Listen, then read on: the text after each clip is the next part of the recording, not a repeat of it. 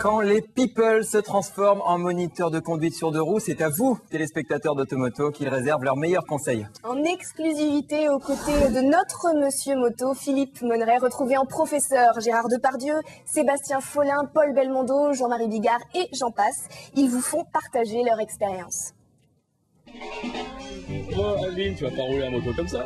Ah ben non, je suis très vigilante sur la sécurité. Je sais qu'il faut être bien paré. Eh ben écoute, ça me fait plaisir que tu me parles de sécurité parce qu'il y a déjà beaucoup d'invités dans l'Automoto qui en ont parlé. Un sacré paquet. Un gros paquet. Énorme. Et Jean-Marie, tu roules en barésie, toi? Ouais, c'est mon côté star. Alors évidemment, c'est un peu ridicule comme ça, n'empêche.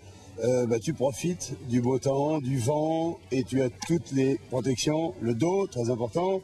Chaussures, même s'il fait chaud, pas de lacets. Fermeture éclair. Le lacet, il se prend dans le sélecteur, c'est l'horreur.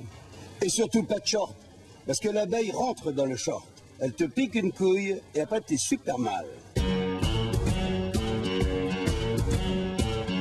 Qu'est-ce que tu penses justement, toi qui aimes les grosses cylindrées, du bridage à 100 chevaux, l'exception française où on est limité à 100 chevaux?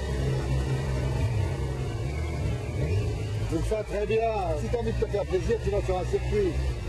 J'aime beaucoup les radars. C'est très bien. Pour la moto, c'est parfait.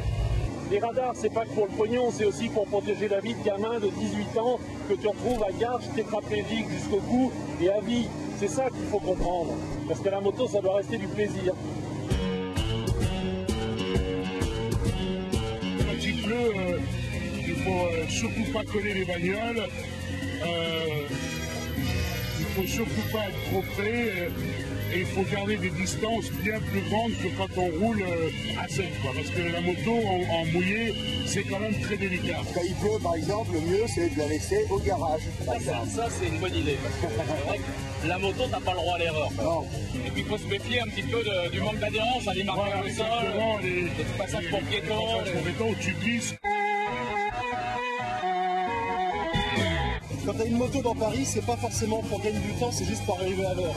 C'est pas parce que tu as une moto qu'il faut te dire que tu peux partir en retard. Il faut partir exactement à la même heure et en revanche, tu seras sûr d'être à l'heure parce que tu es en moto. Par contre, si tu pars à la bourre, tu es sûr que d'une chose, c'est certainement de prendre des risques et de te viander. Bon, voilà. Dans Paris, tu es à 40-45. Et de temps en temps, quand tu peux remonter une file, si tu la remontes à 40, c'est magnifique. Mais tu ne vas pas t'amuser dans Paris à rouler à 100, c'est complètement con. Hey, en fait, je pense qu'il faudrait que les automobilistes aient tous fait un tout petit peu de moto pour voir la difficulté que c'était de manier une moto. Ça dépote. Mais je pense aussi qu'il faudrait le contraire. Il faudrait aussi que les motards fassent un petit peu plus de voitures pour voir que c'est difficile de laisser passer les motos n'importe où. Parfois, tu te fais doubler à gauche, à droite. Tu sais ce qui me fait souvent peur à moto, moi, c'est quand je suis sur la file de gauche en train de dépasser des véhicules à l'arrêt, et il y a toujours un piéton qui va circuler, qui va sortir de derrière un bus, que tu n'auras pas vu et que tu risques de te prendre. Tu sais ce qui me fait souvent peur en moto? C'est quand tu conduis.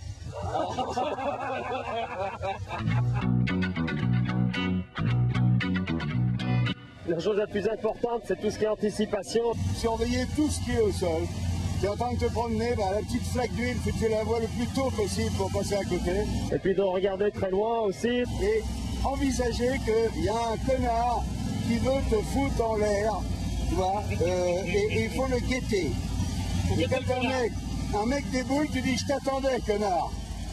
Je savais que tu allais venir là. »